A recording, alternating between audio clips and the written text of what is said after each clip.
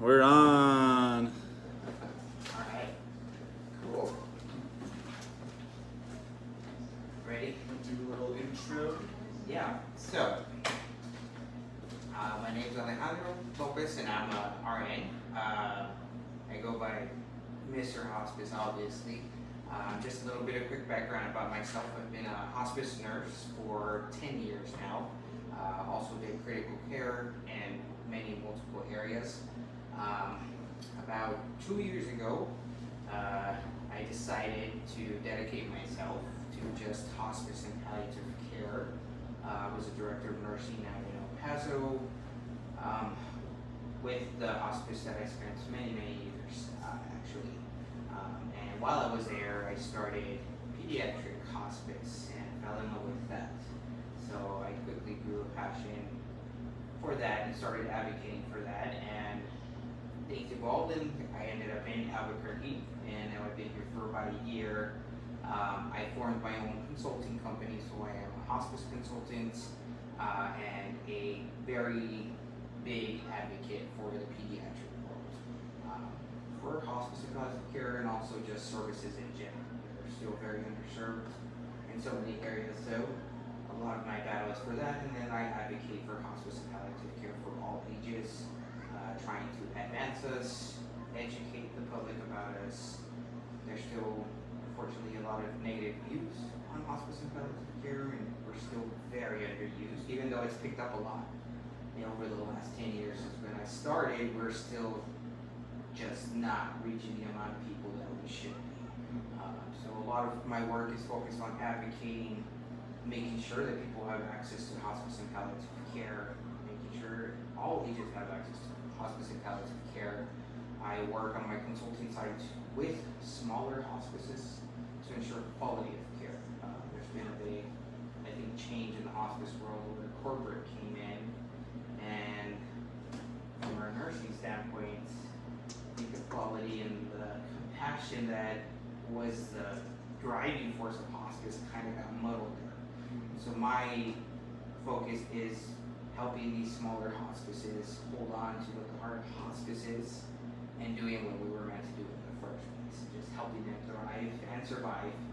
It's kind of hard when corporate comes in with large amounts and a strong force, and when it's a small hospice, it's really hard to compete. So the way I help them compete is sticking to the heart of hospice, and that's compassion and quality of care.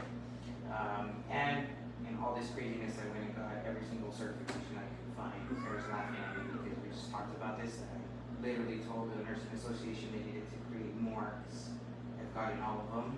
But all my certifications are based in hospice. I'm a hospice and palliative certified nurse for both adult and pediatrics. I completed my LNAC, which certifies me to educate others in end-of-life care in adults and pediatrics. And that means everything, including physicians. Physicians have asked, yes, I'm actually able to educate physicians. I also did my ISPEC, that one's inter-spiritual professional end-of-life consortium. So that includes spiritual care. I'm not a chaplain, but I integrate spiritual care into the care that we give, and now I'm educated to train others how to do that. What else have I covered? I just completed one recently. Sarah, if you're gonna make a chance to cover for me. I went to Arizona and I spent 4 days in an intensive training to complete my compassionate bereavement care certification. So I'm actually a bereavement counselor who specializes in traumatic grief. What this tells me is we have a lot more conversations to have too. Yeah, so I'm hoping this is the first of many classes and educations that I can provide. I'm not very formal. I mean, I'll do PowerPoints if needed, and I'll do handouts for those that want them. Everything that's coming is from my experience and from my heart, honestly. I just tell the truth, bring my stories. I wish HIPAA wasn't such a big thing, because I think these stories, that if we could share them, people would see what we do. It's amazing. There's a couple stories that I am allowed to share, because through my consulting company, I have permission to share photos and stories of some particular patients. Oh, I love that. We can, and maybe just a quick little background. Sorry for the noise in the back. I got my 2 kids. I'm gonna go check on them here in a second. So the topic tonight is caring for those who are caring for somebody with a terminal illness. I think that's it's a common, right? It's a common Yes. situation, and sometimes for us, the everyday people who maybe aren't in that situation right now, we will be. But in the meantime, we can sometimes feel powerless when there's somebody around us, someone we love, who now has a loved one whose days are numbered or limited. And I think stories would actually mean a lot in this type of setting and situation. Yeah, I'll try jump to. into that, and I'll I will check on my kids here. Definitely try to keep it simple so we don't get into it, but I think that was a great topic that my wife brought to me, and I don't think it's a topic that's very covered, unfortunately. Even the hospice side, I don't think even hospice itself really focuses on caregiving as much as we should, or educates caregivers as much as we should. And I think it's just a gray area because it's kind of hard, and a lot of people are afraid, I think, about how to approach people, how to support people. A lot of the questions I get is, what do I say and how do I say it? And I know me myself, I'll be honest, when I first started hospice, it was rough for me. It was a rough transition. I started as a critical care nurse, so I went from save them, do everything, to make them comfortable and let them go. And so for me, that transition was rough. I make people laugh all the time because I say I wear this name proudly, but if you knew me when I first started, I worked hospice for a month. I called my wife and said, I'm gonna quit. I can't do this. I hate hospice. Like, I just do not see myself doing this. And she said, stick with it. I think you just need to give it time, and now I'm Mr. Hospice. And everybody hears that story and they laugh. And it's so overwhelming, I think, at first, and just coming to terms with what you're doing. And it's just over the years, so many things made me fall in love with it. And a lot of it was supporting the people who take care of these people. I think they changed my viewpoint, and they made me realize not only do the patients need us, they need us too. It's such a shift in how you have to think about patient care, right? Like, Right. And I did the same thing. I said, this is when I left inpatient. This is because I was critical care nurse too. It was.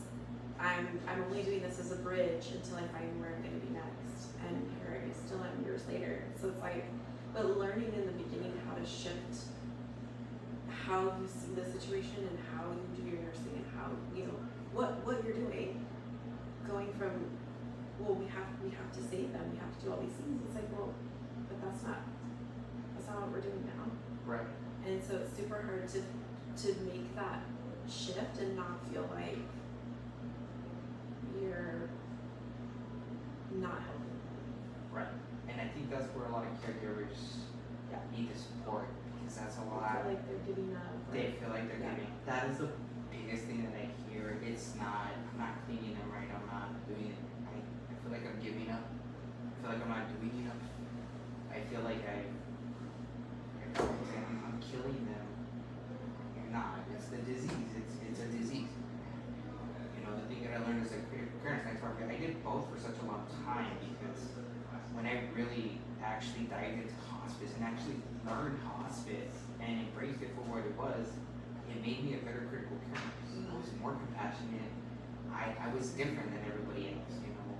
I was able to speak to families, because you look at more critical care nurses, they really don't speak to families, you know. They're stuck behind a computer, they go in there, give their meds, and there's really no communication. You do your tasks, and then Right. And I think that was the other part of learning to become a hospice nurse, is like you go from this place where you're so task oriented that you come into this situation where you're in people's homes, you're in their space, on their turf, and now you have to learn how to have these hard conversations with them.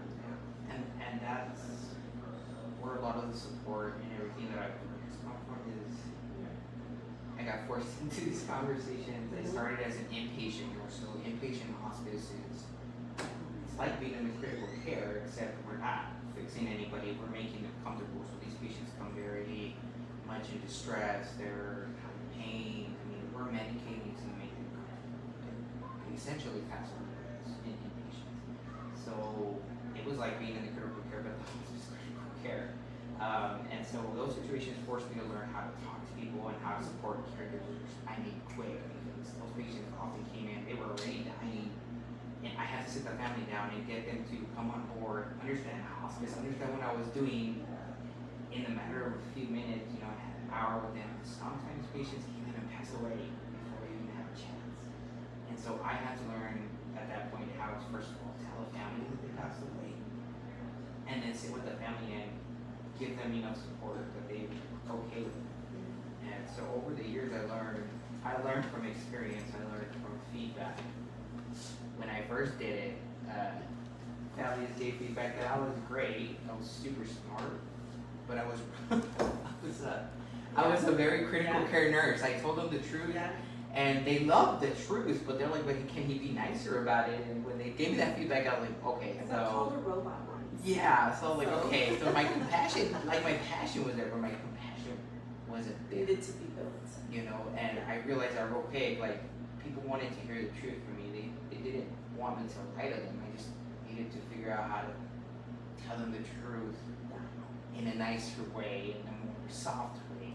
And the thing that I have learned the most is for supporting caregivers and people with sick children, especially because pediatrics is another level, guys, I'm not gonna lie.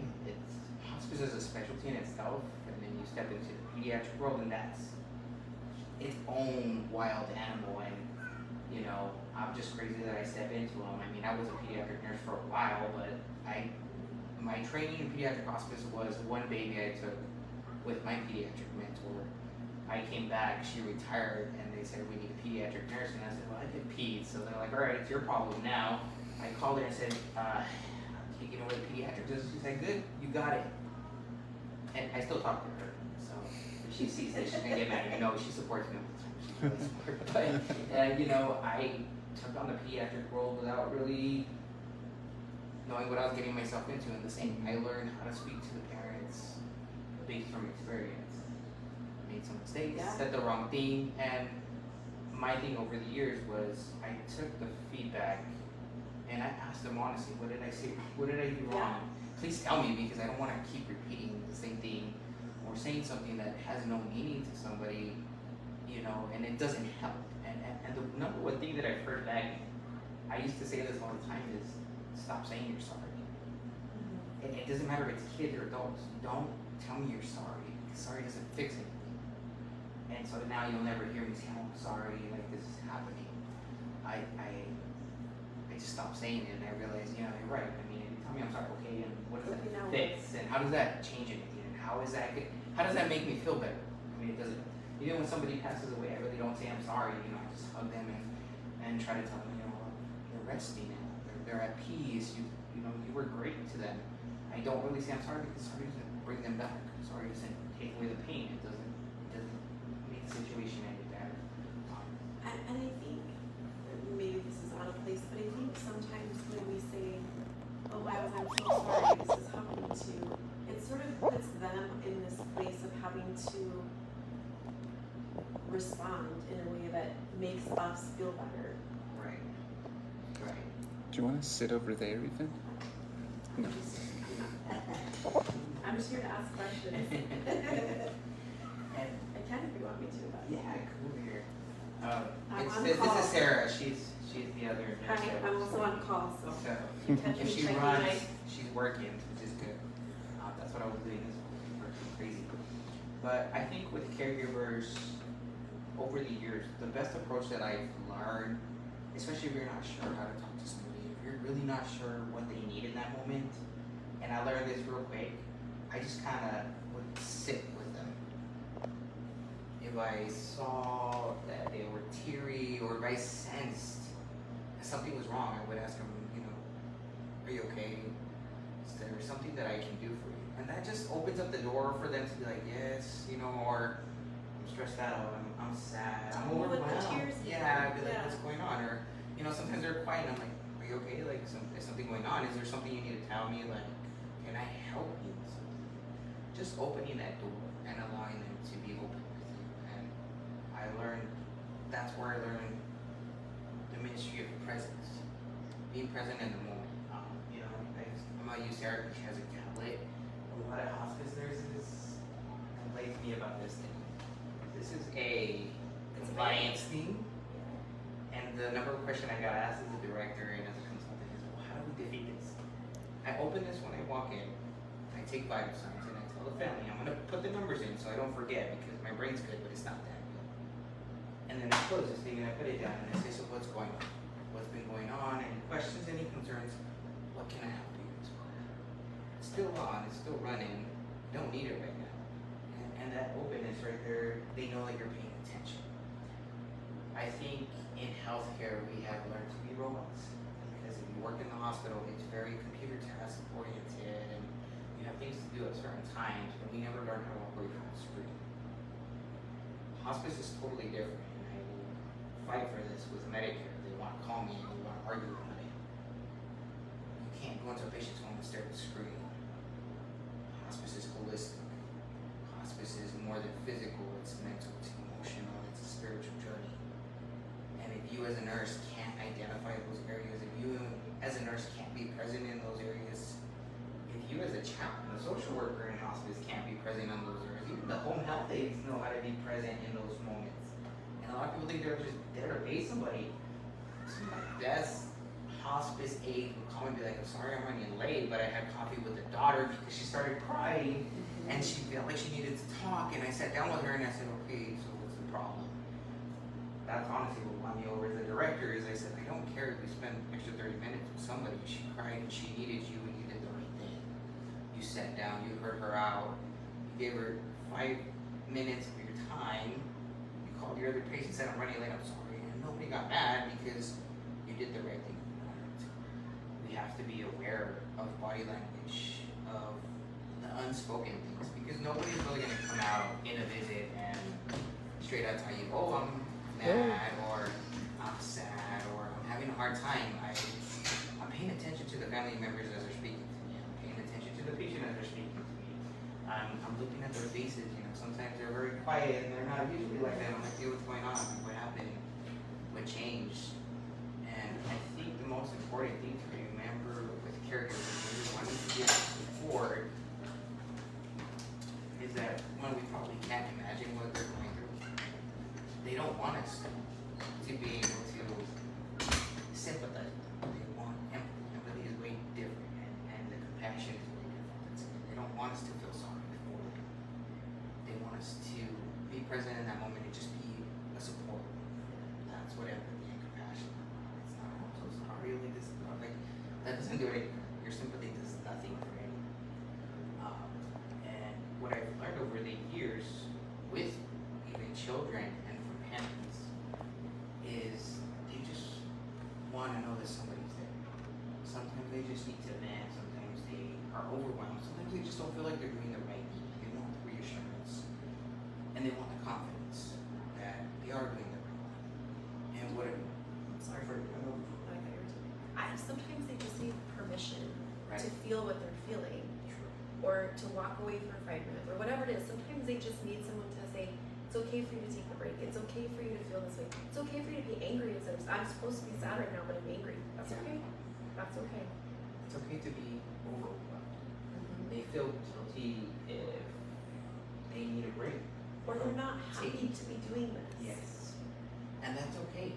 It's okay to be frustrated. It's okay to be stressed out. You know, caregiving is the hardest thing we can do for somebody. I hear a lot of people saying, well, it's like taking care of a baby. And it's not. Like taking care of a baby. We're taking care of an adult, an individual with their own mind and their own rights. And a lot of what we're doing in hospice is quality of life till the end of their life. And we're there to support the patient in their wishes. And sometimes that can be hard because sometimes patient wishes, family wishes, they're not on the same page. And a lot of what I teach caregivers and the patient, because sometimes the patients are very oriented. A lot of people think caregiving is just somebody in bed who's unresponsive, and that's not true. A lot of these patients are still within. They were independent individuals who have now lost the capability of caring for themselves. So imagine that, if you're crazy like me, who's running around 24/7, I don't know what my wife's gonna do. I feel bad for her already. She's told me a million times, the day you go down, the whole world's gonna stop because you are gonna be the worst patient I've ever met in my life. All the nurses around me, I swear nobody wants to take care of me, and I don't blame them. because I'm gonna be a nightmare. I mean, I just can't imagine myself not being able to move, not being able to do what I love. Like, that drastic change is so catastrophic. It's huge. And then on top of that, you have a terminal disease that can take you at any minute. You've been told you have 6 months or less, it could be more. But just imagine sitting there thinking about it. At any minute, any second, my life is going to end. I think it's also very easy for both caregiver and patient. Like, you have this huge thing that's happening, right? I have this patient right now who has a devastating cancer, and now he's become this guy with the cancer, right? Like, he's not him anymore. He's this guy with this disease, and so it's so easy to think, and it right, and then his family has now become, well, they're his caregiver. That's who they are now, and so it's so easy for everyone kind of to lose this sense of self, and so I think people really struggle with doing these things that remind them of who they are, or bring them back to that sense of self. And again, sometimes it's just the permission to say, hey, why don't you go do that thing that you love so much for half an hour? It's okay. I think it's okay to give them that space. I think a lot of the times, and a lot of mistakes that the hospices make, the nurses make, is we scare them into they need 24/7 care, and a lot of families take it so serious. They're like, oh, you have to sit here and stare at them, and I'm like, no, stop staring at them. That's weird. Because it was me just sitting there staring. How would you have? Is that permission of it's okay to take 30 minutes. It's okay to not be in the room 24/7. You know, you're there to make sure they're safe. You're there to make sure you offer food and then they're clean. And doesn't mean you have to be right at their bedside 24/7. Well, you use cameras, which I think is great. If you can be in the other room, you've got a camera, you've got something that's gonna That alert makes you. you feel better. At least you sense of self, I'm doing the right thing, I'm keeping an eye on them, but I'm able to go to the other room and read a book or watch my show or, it's giving that permission. I think a lot of the things that we run to as well in the caregivers, and I think we can agree as hospice nurses that we as hospice need to do better is educating them on how to care for someone. I feel like a lot of the anger and the resentment comes from where I don't know how to do it. I don't know how to clean them right. I don't know if I'm doing it right. And especially when our patients are experiencing a lot of anxiety or pain. I mean, the medications to us, it's no big deal. Like I will tell you, somebody tells me, I'll give them medications. I'm not scared. I don't care. I've been doing this for so long. I understand how they work. I think we need to do a better job of educating people and educating them to be more comfortable.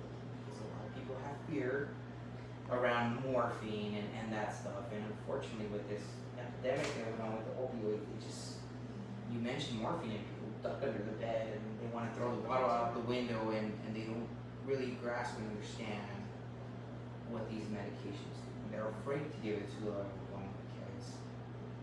They're afraid the medication is going to cause them to pass away. And then they blame themselves and say, well, I gave them the med and passed away. And I can tell you that as hospice nurse, the amount of medications that I've given some people, the doses that I have given some people, I can honestly say truthfully, I wish morphine was as amazing as people think it is. Like, if it really worked that great, I would not have a job. I think we wouldn't even be having to do the things that we do. Inpatient hospice wouldn't even be a thing. Like, it's great, but it's not as amazing as you guys make it seem like. It's one dose and they're gone. And no, No, the science actually shows that morphine, it allows the person to relax, whereas if they weren't able to relax, of course it creates the internal discomfort and pain, but once they're able to relax and kind of settle in, it actually can extend their life is what science shows. But it extends it in a way that, because they're more comfortable now, pain, discomfort can keep somebody alive longer and holding on and tighter, but once they can kind of settle in, then the peace can come, that calm can come.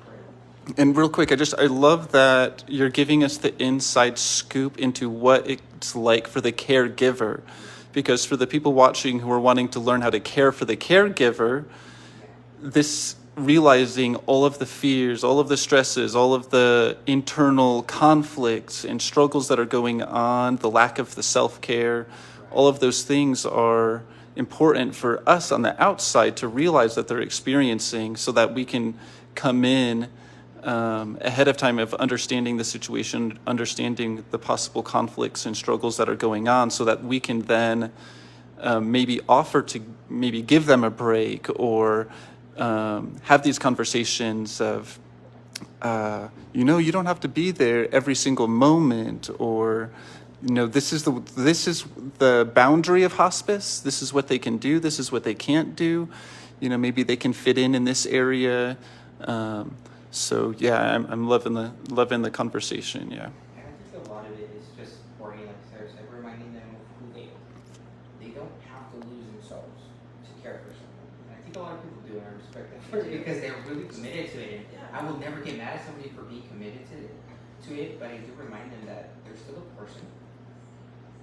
And I say this to them all the time in the most nicest, non-offensive way that I can say. When the patient passes away, life still goes on. And yes, you're caring for them, and I honor you for everything, and it's beautiful. But you have to realize that when they pass, you still have a life to live. And especially if they have kids or grandkids, I tell them, they're still going to be there at the end of the day. And yes, it's going to be sad, and I understand the loss. But you have to realize that life goes on, and that person in the bed, your loved one, doesn't want your life to go to shambles or your life to fall apart because of them. That's the number one fear. I can tell you right now, being at so many bedsides, I talk about these all the time. No patient, all 10 years that I worked, has ever told me, what about me? What about me? It's always what about my family? What's going to happen to them? Are they going to be okay? That's their number one stress. My daughter's working so hard. She's absolutely she's too busy They'll taking be care of me. screaming in pain, and I'm like, let me take care of you. And they're like, what about my family? Are they going to be okay? Like, what happens when? And I'm like, right now my focus is you, but they're more worried about family. And so that's where I tell family members, you need to help them find the peace too, knowing that they're caring for you, they're doing everything for you, but when they go, you're going to be okay.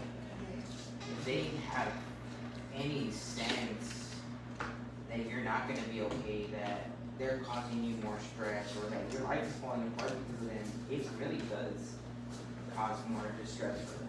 And I think the journey to the end is a lot. We see more struggle, we see more, not necessarily the patient holding on, but that internal struggle of accepting that it's time to go. I think I see that struggle more.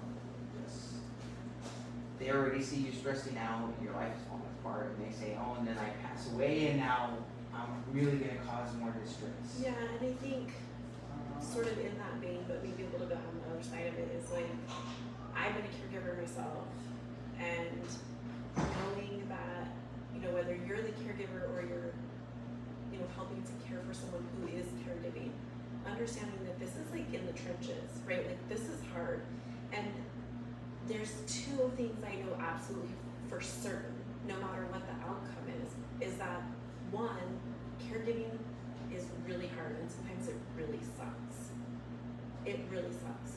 And the other thing I know for sure is that it ends, and that when it's over and the dust settles, you won't regret it. And so trying to find your way in between those two things, like, it takes a lot of time, and just reminding people that, like, you'll get there.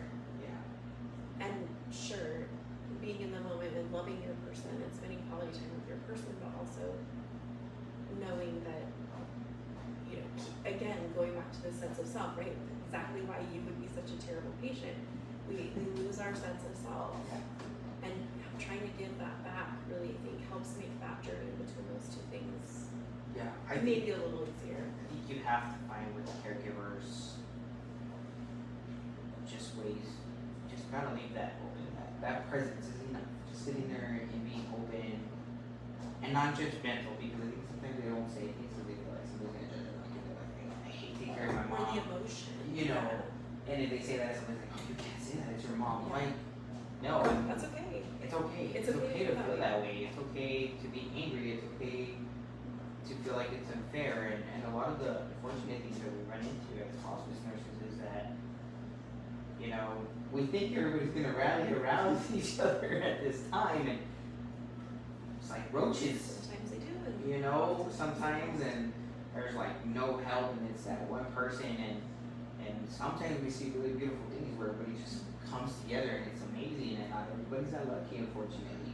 And I think that for those of us supporting them, it's just important to be there, to be present, to hear them out, to validate their feelings. It's okay to be mad, it's okay to be sad, it's okay to feel lost, it's okay to feel like you're not doing enough, even though you are. And I think when I sit with them, I present to them, you know, they tell me, I just don't feel like I'm doing anything right, and I'm like, they're clean, they look comfortable, they look amazing, you're doing great. that's I mean, love. and I teach a lot of the families when we go and teach and we do our thing, you know, a lot of times, oh, thank you, and I say, no, thank you. I'm not doing this, you are. Yeah, you're doing This your is part. this is you. I'm just teaching you. But the way they look, they're comfortable, they're clean, they're beautiful. That's you. Yeah. That is not me. Don't thank me for teaching you.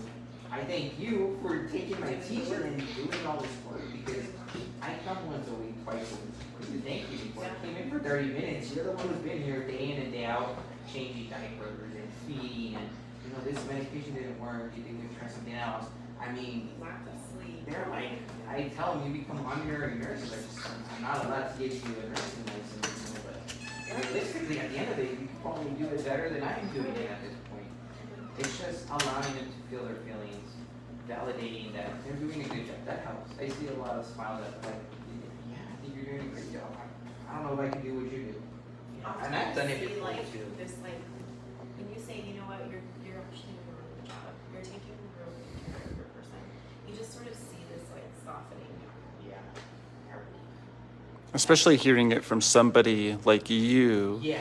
I mean, how do you think that might come off for somebody who's maybe not in the field or not in hospice? Do you think that would be helpful for somebody, like just a friend of theirs, to hear them say that? It's just validating to them. I think so. You know, Yeah. they see us so appeared, and I love it. I appreciate it. You know, I tell them, I came in and taught you one minute, you make it seem like I just, you know, I always tell them, they call me an I'm not angel, and that I'm like, special. I'm not. I'm just, I love what I do, and I'm here to support you. That's all that I'm doing. And to me, if I know that you're comfortable and you're happy with the care that you're giving, because I'm not giving the care, I'm just giving the education and the support, then I've done my job right.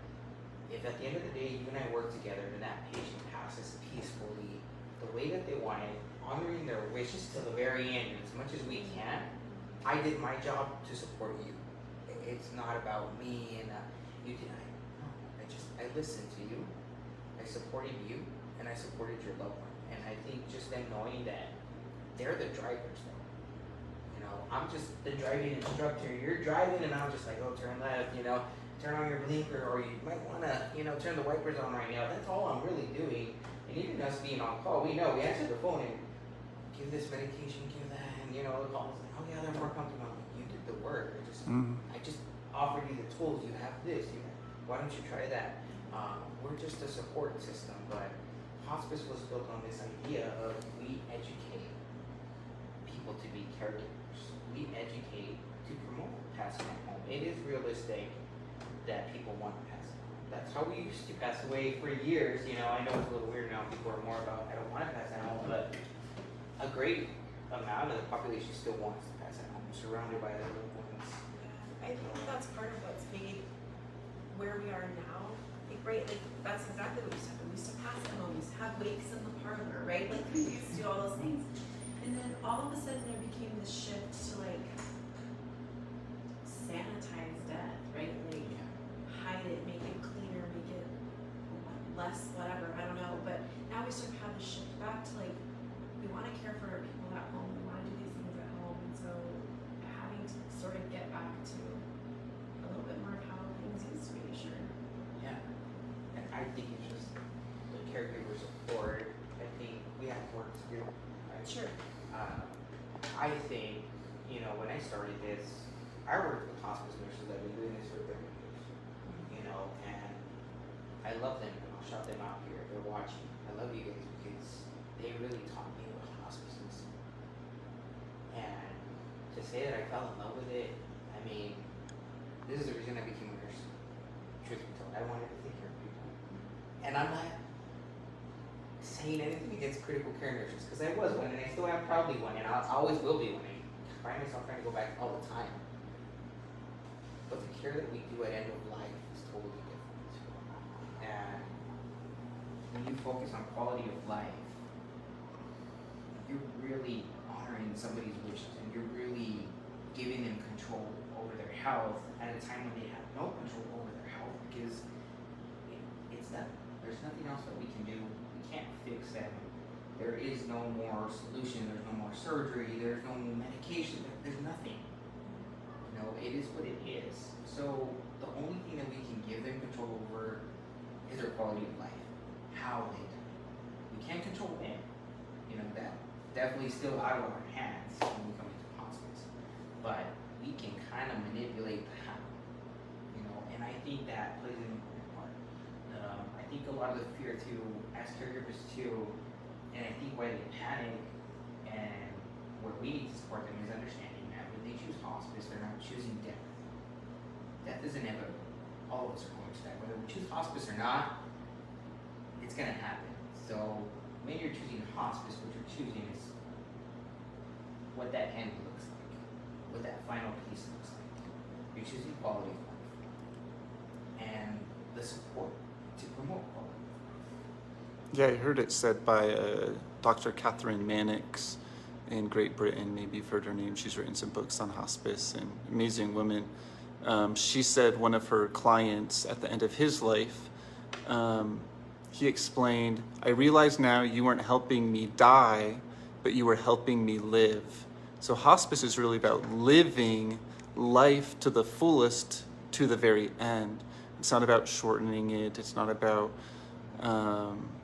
anything other than life. It is about that. It's making the world the most of the time that we have. And that's what hospice.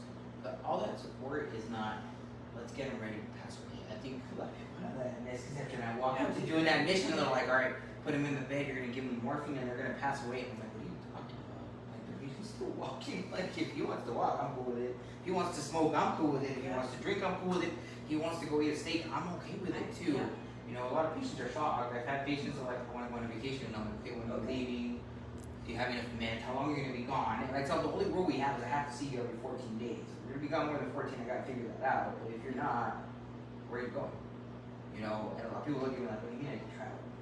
Yeah, you can travel. I'm like, I just need to know where you're going and how long you're going to be gone so that we can figure out what you need. And I want to make sure you have the meds that you need because, you know, and if that's what's going to make you happy, it's going to make you happy. I mean, you know, smoking it every day, same. I mean, smoke it up. Just don't smoke with the oxygen.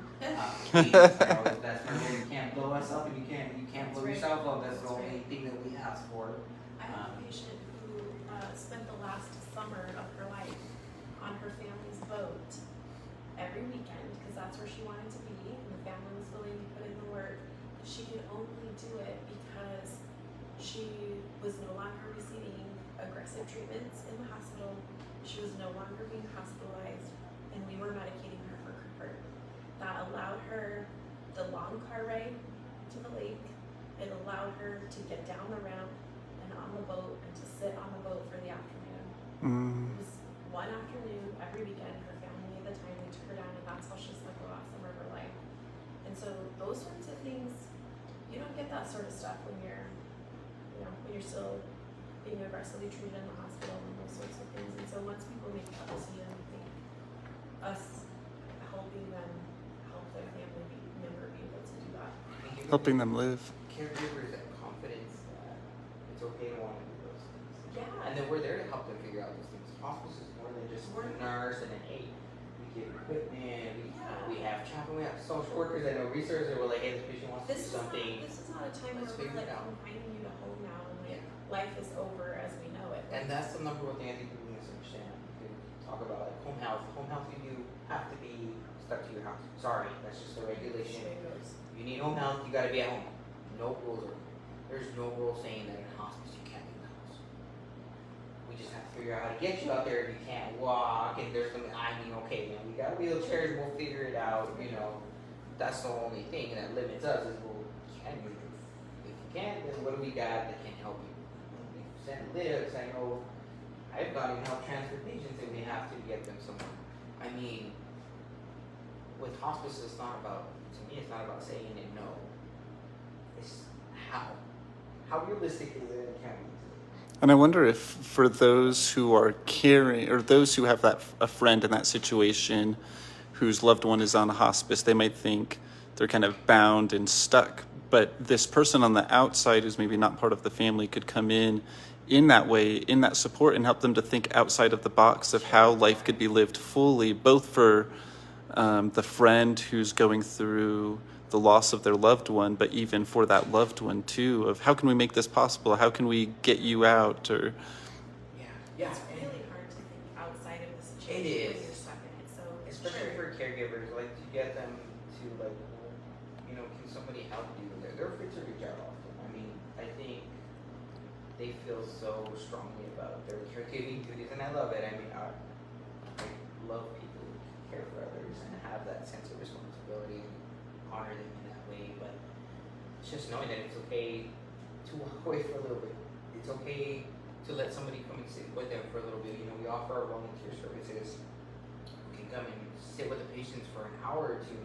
A lot of people are like, oh, it's just that an hour or two makes a big difference. I mean, it doesn't seem like it when you've been doing this for months and I say, go take a break. I mean, you know, even just when I do my visits and I'm like, hey, I'll change them for you. They're like, what? And I'm like, yes, this one's on me. Don't worry about it. It's like that little 30-minute break is like, oh my God, I didn't have to do all that. and I think, Miles, if you're talking about, you know, a friend of a caregiver who's taking care of a terminal person, you know, you can't,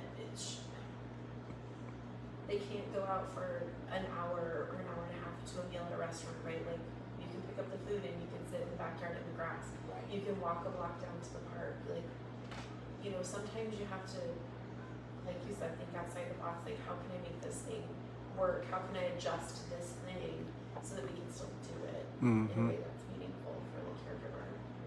And it sounds like just being present and for that person to kind of go out on the limb and just to show up, to offer their presence, to offer to enjoy a meal with them, even in their own space. Those things go a long way.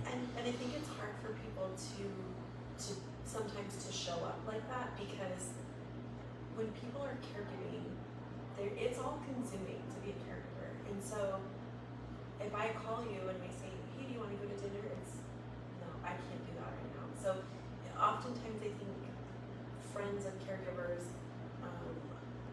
or family of caregivers sort of think, well, they just want to be left alone. They're not returning my texts. They're not calling me back. They tell me no when I ask them, do you want to do this thing? And so I think sometimes people sort of pull back and stop showing up as much. But that's really not what that person is trying to communicate. And so sometimes you have to get a little more like, here, I'm at the door and here's this dinner. I don't have to stay, you don't have to come in, you don't have to talk if you don't have the bandwidth, but here's this for you. Yeah, I could tell, you know, friends and other family members of those that are the main caregivers, they don't not watch your back. They're lost right now. They're trying to figure everything out, and their world is like this. So they're shutting you out, yeah, but not on purpose, not because they don't want you. They're just like, I gotta do what I gotta do. And that focus it's like the worst of life. I mean, it's kind of hard to take them off. Like, this is your duty to focus on what you're doing. And I think as an outside person, the best way to support them is just kind of keep nudging them, kind of keep You can just put on that chair. offering them and understanding that you're not really bothering them. You know, it might take a couple times for them to answer. You don't take it personal. Just understand that as the patient's going through their own journey, so is the caregiver, and so is that person. You know, I tell families and caregivers all the time, they're going through their own journey and their own grief process, and you're going through your own, and sometimes they're not in the same space, and that doesn't mean that this person's wrong or this person's wrong. We all grieve differently. We all process things differently, and you know, as an outside person, the best support you can give is just listen. Just be there. And she's right. A simple meal, a simple, hey, can I stop by for 5 minutes? You know, do you need something? Even if you give them an hour break, you're just sitting in that room, not necessarily being the caregiver for the loved one, but hey, those little simple. I went to one house and the lady, I was able to take a shower, and I'm like, and she looked a different person that day. I mean, she was so bubbly, and she was always like, It's amazing. you One know, shower. and not like one shower. And I told her, you know, every time I come, if you need to take a shower, you can just tell me, can I take a quick shower? And I probably will say, yeah, I'm here anyways. I'm not a mean guy. I'll be like, no, man, sorry, I gotta go. I'm like, why didn't you tell me that was your biggest issue, you know? And after that, she would. I'd go somewhere, she's like, can I take a shower? I'm gonna go take a shower. I'm here, go. I gotta do my stuff. I'm gonna sit here and chart. Like, go take a shower. Something so simple, like, it's so mind-blowing to me. Like, you just wanted to take a shower. Like, And I think sometimes people are so overwhelmed too with caregiving. Like, sometimes it just seems like overwhelming to even think of what to ask for. What do I need? I don't know what I need. I'm stuck in this thing that I can't get out of, and I don't know what I need to make it better. I think those simple offers. Yeah. You need to just sit with them for a few minutes, what you post about. A lot of caregivers get scared, you know. To accept the help. Yeah, they don't want to take a 30-minute shower because they're gonna fall, and I'm like, don't fall in 30 minutes. But you know, you can take a shower, but it's just that fear that they have. And I love them for that because they listen to you so intently about not falling and watch them. They're really watching them talk, and it's beautiful. But at the same time, I'm like, don't forget about you. You gotta eat.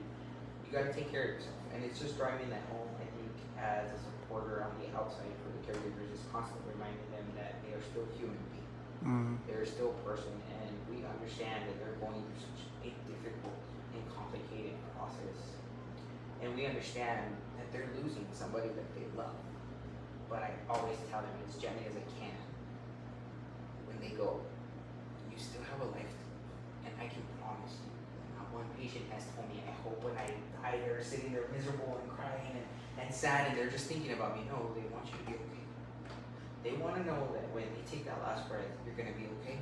You're going to continue to live a life of happiness and love and remember them. That's what they want. They just want you to remember them.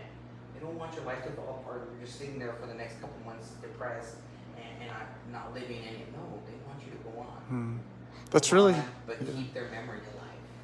that really is a powerful insight for us to have for that caregiver. And if we can, in practical ways, give them that opportunity to take care of themselves by bringing a meal, sitting with them, giving them that pause, maybe even saying, how would you recommend that wording happen? Like, let's say for that friend of the caregiver, how could they present that idea that the person they're caring for would really want you to take care of yourself?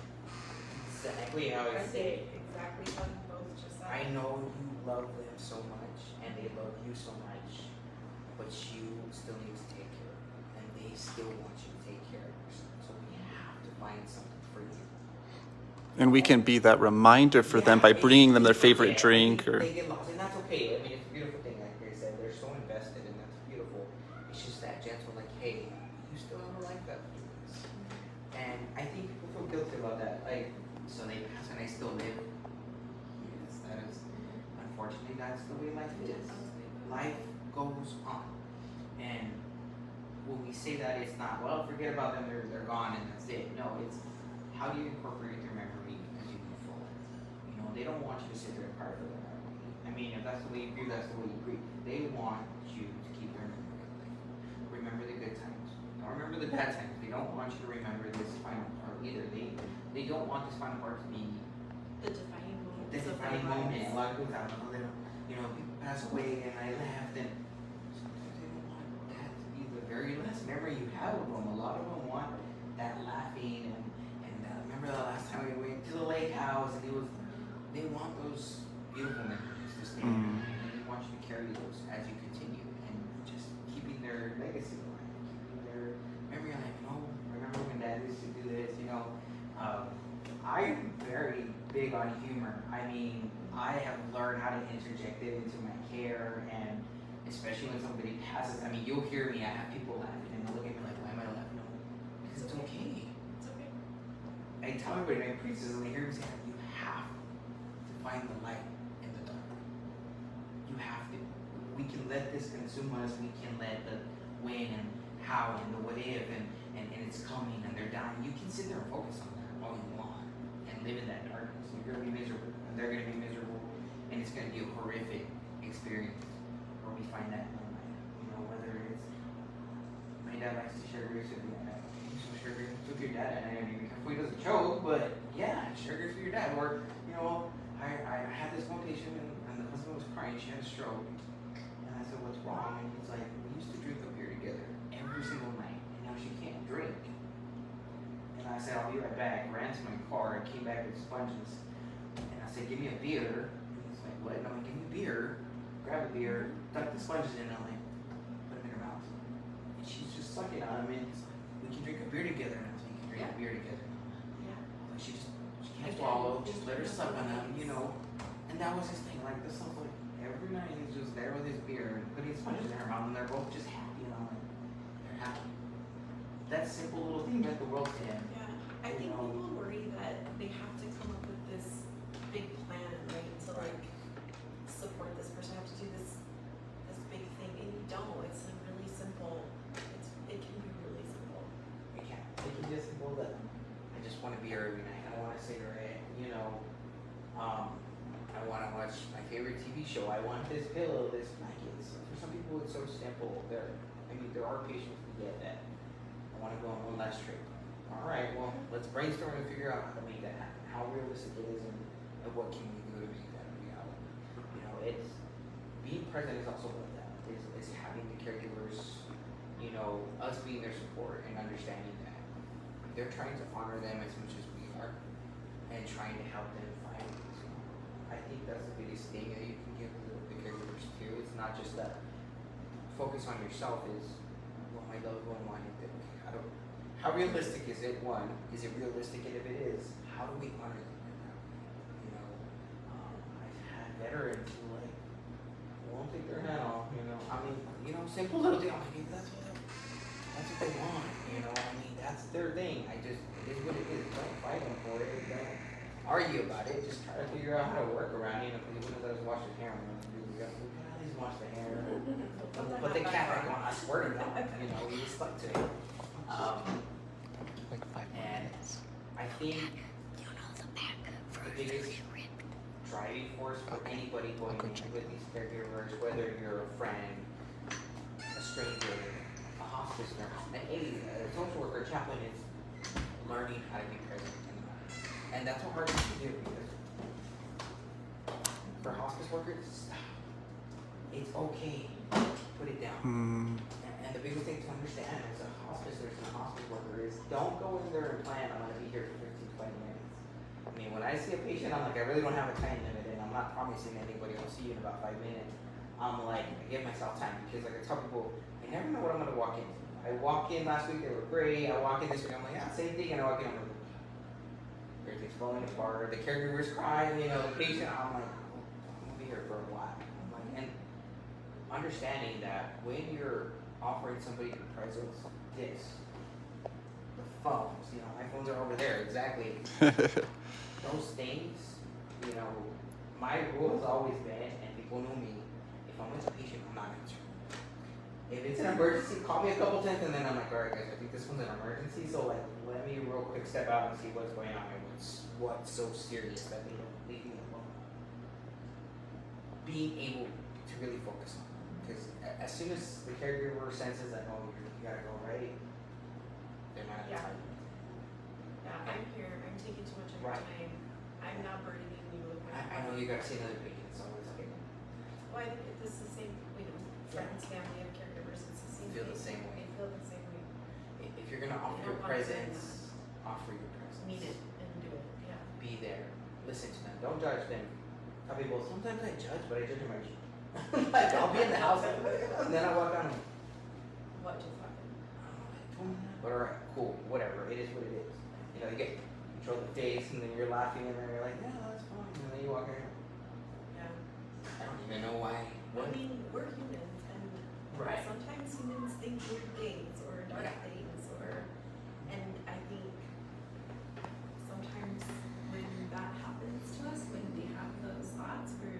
question who we are and what kind of a person we are. I must be a terrible person if I think that. And Especially so the then negative thoughts. Yeah, and so then they feel afraid to share those things. Right. I'm tired And of so taking care of my dad. It's really just about the quiet presence, Yeah. the listening. You don't have, and then I think the other huge thing is like, you don't have to fix it for them. You don't have to sit there and try to come up with all the right words, the Right. magic words that are going to make things better, or this There's- magical idea that's going to there's make their none. person better. Like sometimes you Just listening. just Just listen and listening. listen. And be like, alright, validating their feelings. Reassuring them, because a lot of the negativity that we get is tired. I'm angry for taking care of them. It's okay to feel like that. Once you said, it's okay to feel like that. I mean, we're a human being. And I told you, I know I come in here all Mr. Hospice, and I'm like, sometimes I go to my GP and I'm like, I don't know if I can do this anymore. Like, I don't know if I can see one patient. Yeah. But nobody sees that part. I don't walk into the house and I'm like, guys, I barely made it here. Like, I don't really feel it. No, because when I walk in, I'm like, I'm here. I'm here. I'm present in the moment. You need me. I'm here. I'll go cry in the Jeep. Right? I'll go to the gym right now and figure it out. Like, and it's hard. It's a hard thing to learn. It's a hard thing to practice. And I think for me, as I've evolved all these years, and I've had to find for myself too, how can I support people? And a lot of my certifications are for that, is me learning how to be present, me learning how I can be more supportive and holistic. And I think for anybody who wants to be involved in this kind of work and supporting people, is you really need to sit down and learn what hospice is. You really need to sit down and learn what holistic care is, because that is what we do. And this journey is not just a physical one. And anybody, especially nurses, I can tell you, if you're just focused on the physical, you're doing it's more than a physical journey. It's spiritual, it's mental, it's emotional, and you have to incorporate all those things. And we have to understand. And I know I learned this real quick as a hospice nurse. I'm not a hospice nurse. Literally, I call myself Mr. Hospice because I literally do everything. Chaplain to social work. I find myself in situations sometimes where I'm like, I didn't think I was going to be praying today, but okay, I guess, that's what the patient needed, so we did it, We did it.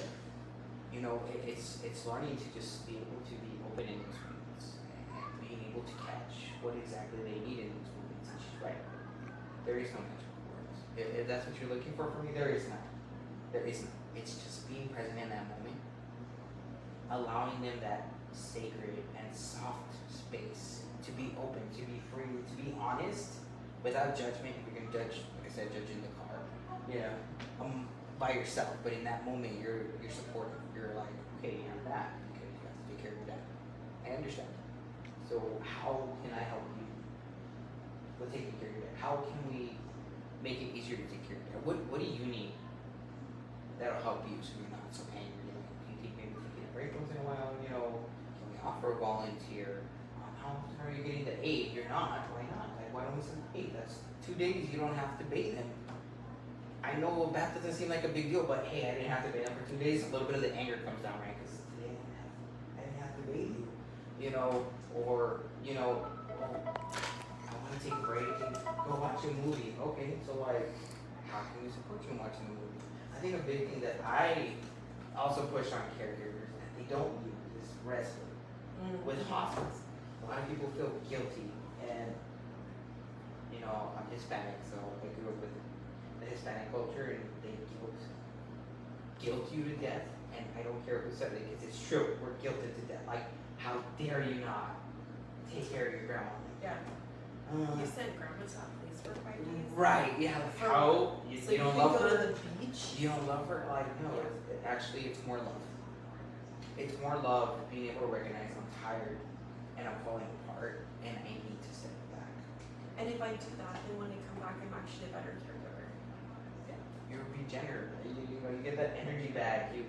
And like I teach people, we don't know how long they have. So I can't sit here and be like, oh, it's only gonna be a few weeks.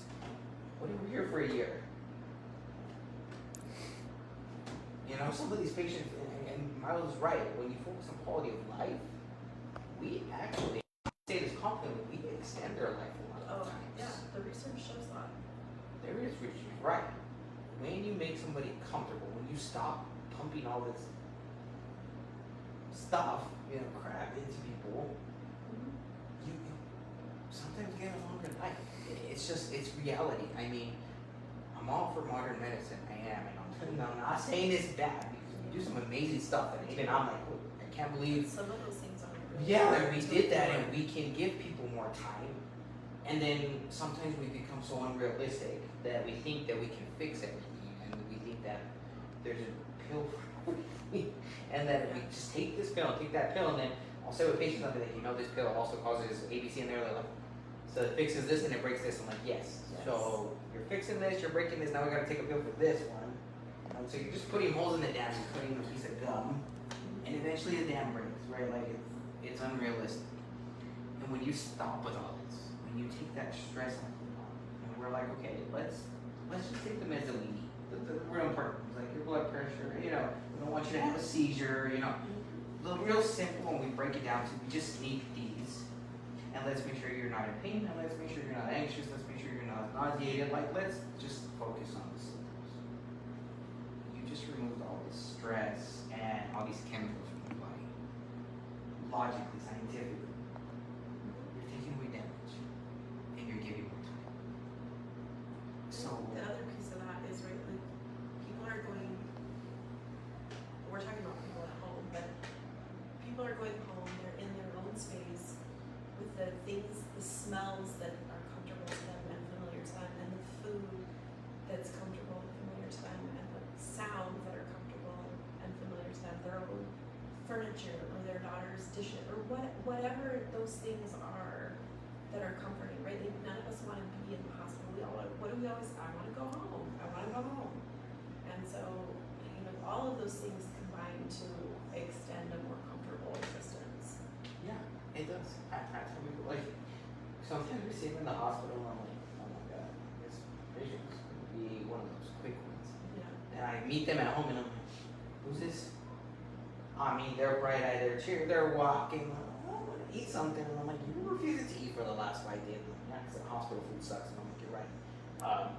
Now they're in their familiar area and they perk up. But it's just, I'm home. That comfort of home. And sometimes I think helping caregivers understand that you gave them that. That itself, That's pretty you already did more than enough. You gave them the opportunity to go. It's not about the cleaning and the turning and the I'm feeding. Like, it's just the fact that you allowed them to be able to go home. That is the biggest gift that you've done it.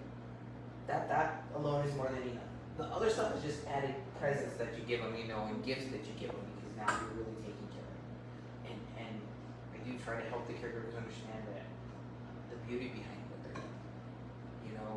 I think sometimes it's hard because some of our patients can't say thank you, but I teach the caregivers somehow, some way, in their own special way, they will show you how much they appreciate you. They will send you some kind of message. And I say that confidently because a lot of people are like, no, am I getting weird? Like, we really see some weird stuff here. Like, I'm seeing things that I can't explain. I see messages that I can't explain. I mean, I pronounced a patient one time, and I was in the kitchen doing my med disposal, and the doorbell rang. And we all turned, and everybody has that ring stuff, so they're like, there's nobody at the door. And I'm like, what do you mean? And they're like, no. And then I just ignoring it, and then it rings again, and then the family's like, there's literally nobody at the door. And the wife's like, she goes to the patient, and she's like, can you stop? We get it. You're still here. And I'm like, all right, I gotta go. This is weird and creepy. But, they're laughing because they're like, that's how he was. Yeah. He was a joker like that. Excuse me, something Like, he would make jokes, and in that moment I'm like, it hurts, they're standing back right now. I'm like, oh man, this is weird, but it happened.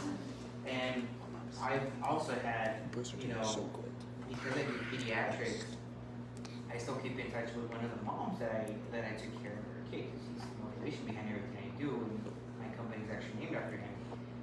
We text each other all the time. His name was Jeremy. And we literally both will send each other pictures of, I went to the store today and guess what I found? Something that says Jeremy. Just out of nowhere. I actually just texted her last week. I went out with my wife and my daughter. Here, Albuquerque, I forgot what it's called, Tingos, where you make like a when it just And I swore I wasn't gonna do one. I'm like, ah, because you girls do your thing, your stuff. And I'm walking and I'm just looking at the pots, and I walk up and there's this little pot and it says, enjoy the journey. And I literally just stood there and I froze. And my wife came in, she was like, is that still what I think it was? And I'm like, yeah. And I told them a few moments where I'm like, I don't know if I can do all this anymore. So that day was like, right? yeah. You took care of yourself in the moment. right. And I just like, I grabbed it and I was like, you're gonna have to take that. You're gonna have to do one. And I did, and I took a picture and I sent it to his mom and I said, guess who showed up today? And she's like, no way. I'm like, yeah. Like, weird little things, you know. And I have people text me all the time, like, my dad sent me a message today, you know. I saw this that reminded me of him. And some people, we don't pay attention. Or we try to, like, no, I didn't see that. They're out there and they do things and they send you messages and they'll thank you. They'll thank you, even if they can at that moment. But I think just reassuring them and letting them know that when you honor their wishes, when you really focus on the quality of life, you already did more than you are already an amazing person. You have shown them love in a way that love is just never, like, there's no way to really thank anybody for it, and there's no way to take that friendship and stuff. It's a hard job. And I think the problem is that we don't get paid for it, but you do get paid for it. And it'll come back to you, know, in all their dollars. So for us on the outside, just honoring that person who's experiencing it, letting them know that what they're doing is important, maybe the most important thing that they're doing with their life can make such a difference. Now I want to kind of get to the end here. We're even a little bit past the time, so I want to make sure we can do a good cap on it. Two things, and then I want to go check on my kiddos. So 2 questions. One is, how does the Inhora home fit in with this? And are there any words for the caregiver volunteers here? And then number 2, what are maybe the top 3 things that you would recommend to those friends of caregivers? Maybe just to kind of wrap it up in that way. Yeah, so the Inhora home had the privilege of caring for patients here. I think the way that they support is just offering a safe space for some very difficult situations. And I think the families of those people who have that option in itself is just amazing. Like, they don't have to worry about where, they don't have to worry about the care. Like, that little bit of relief means so much, especially when we're faced with where do we take them? We don't have anywhere to go. I mean, that stress itself. Like, how are we gonna do this? So just this environment. You know, I've been around the people here. Just feeling the support. Even me, I'm need the support, and I walk in, I'm like, oh, thank you. Thank you for taking care of me. Do you want a snack? You know, I mean, just those little gestures. I think it's cool here, sorry, I think it's cool here because we're talking about holding all of this like emotional space for people to like say these things that are important to them or whatever, talk about how they're feeling. But this is cool because the people who come here generally don't have an actual space to be. Like, all of a sudden we have these 4 walls in this physical space that's really calming and the people here care. And so I think this place is really cool in that aspect too. And I mean, every volunteer I have run into, I have not one complaint about anything. And that's hard to say because we go to a lot of different places. Really But I can probably go someplace I'm like, alright, that person, you know, but every time I walk in here, even I love driving up here. Like, I show up here, even today when I pull up, I'm like, oh yeah, I'm so excited. Like, just to be in this space, you can feel the love, you can feel the calmness, you can feel the support. I feel safe here. I feel It feels very super safe and here. very Like, calm. Like, you know, I'm not there yet, but I'm like, man, I want to be a patient right now. Like, I just want to lay in bed and get taken care of right now. Like, that's how comfortable it feels in here. So I think for the volunteers here and people who help out here, it's just keeping that environment, that space of love. And when you approach the caregivers, don't have to understand them. You don't have to know what they're going through. They're not looking for that. You know, I don't walk in, I'm like, oh yeah, I take care of my dad the same way. Like, no, like, my dad's so good, thank God. You know, and I don't ever approach him with that, I've done this before, like, don't worry about it. Like, no, it's just like, what are you experiencing? What are you going through, and how can we support you through that? And what do you need? Just hearing that itself, I think people already feel it. Yeah. Like, you're asking you, like, can I do something? Is there anything?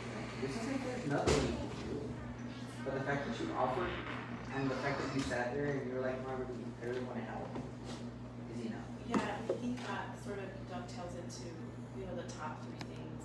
Like, one is recognizing that every person's journey is different. Every patient, every loved one, every friend of the loved one, everyone, their view on the situation is different. Their feelings about it are different. Their journey is going to be different. And so, recognizing that and then sort of opening up yourself to provide that space for them. So nobody's wrong. No. And second, just offering. They may not accept, I mean, you definitely be available if you're gonna offer, but sometimes they probably are gonna be like, no, you don't have to do that. But hey, I'm here. If you need me, just let me know, and we can coordinate something so that I can help you out, even if it's 30 minutes or it's an hour, or you want me to drop something off for you. You know, I can do that. I can run to the store for you. I have patients that I just want to go to the store, and I'm like, that's all you want? Like, what if I come and I tell you when I'm gonna come, and then you go to the store and I'll wait for you to come back? That's literally all you wanted, is it's some little Debbie cakes. And I'm like, so I'm like, two options: I go get them for you, or you go to the store. You go and You pick the know, ones and you he's want. stressed out, and he's like, well, I'm like, no, I think you need a break. So how about you go? And I'll just sit here for you for a little while and watch.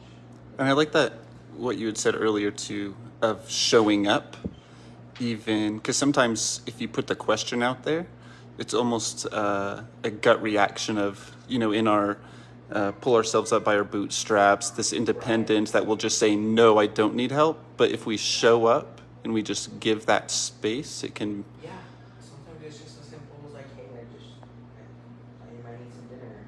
Yeah. You know, I brought this for you. Yeah. I remember you told me, I do that for patients all the time. They'll tell me, oh, I like this cake. And then I show up and I'm like, I brought you a cake. And I'm like, why? And I'm like, you said you liked it. I don't know. You know, and then in the moment they're like, I don't know, I did that. And then later they're, you know, with their little fork, like, yeah. You know, I had a patient's wife who kept telling me how much she loved chocolate cake. And her birthday was coming up. So I asked her grandmother, I said, when's your birthday? And she's like, on Sunday. And I'm like, bet. Chocolate cake. I showed up with a cake. The wife like, why did you do that? And I'm like, because it's your birthday. Yeah. And And you're you like- like cake.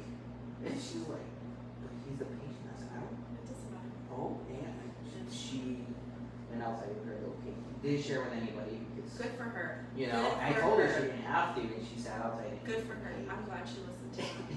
you know, and when I went back in that patient bed, she remembered, she's like, remember my cake? I'm like, yeah. I was like, it's just those little things. And Well, you know, if you come over for dinner, just wash the dishes before you go. Run the dishwasher before you go. right, It's simple little thing. really is little things. They don't have to be some Even that, spectacular. like, I'll stay here while you run to the store real quick. Yeah. I mean, the store run can be like 30 minutes, but those 30 minutes are like windows down, music on, I'm just in the Yeah. fresh air, That's right. and I was not in the house kind of thing. I'm like, even I need that sometimes. I'm just overwhelmed from working, and I'm just like, hey, today I'm not just for 30 minutes. I'm not on for 30 minutes. I'm just like, it's just being able to step out of that, you know, and giving them that space to do that. That's the biggest thing. Space to not be the caregiver for a few minutes. That and I think validating how and that it's okay to feel how you feel, it's okay to grieve differently, it's okay to understand that it's not just the patient that's going through something, it's the caregiver that's going through something as well. And making them feel like it's okay for you to be sad, it's okay for you, you know, because the caregivers will kind of like, I feel bad because I'm not the one that's dying, and I'm like, maybe, I'm like, first of all, you're still losing somebody. You have the right to feel sad. And second of all, you're the one that's here doing all this. So like, you have a right to feel. We're human beings. You no feeling is wrong. Even anger is not a bad feeling, and it's just giving that space to feel it, understand why we feel it, right? And letting people know it's okay. It's okay to be sad. It's okay to be mad. It's okay to be disappointed. And it's just giving them that space, and then, hey, honestly, I can tell you, you're doing such a good job. I see their faces of, hey, oh, yeah. I don't know if I could do this, but you're doing great. You're doing great. I think all those things about being present in life. That's the biggest thing. Right? Just anybody supporting caregivers, kids. It doesn't matter. It's learning how to be present. And just validating feelings. Whether we agree with them or not, whether we think they're right, it doesn't matter. We all have a right to feel how we feel, and we should be given that space to explore those feelings. And even if we think it's wrong, it's talking to them like, why do you feel that way? Or, oh, well, what about this? Like, you're doing all this for them. Like, you're doing a great job. I don't see why you're saying that you don't do anything for them, or you're negative about yourself when you're taking care of them. You brought him his favorite sandwich. I mean, those little things we don't realize mean so much. And just like I said, the fact that you're giving them a quality of life, you're honoring them in that final part, and we're focusing on what's most important, the person.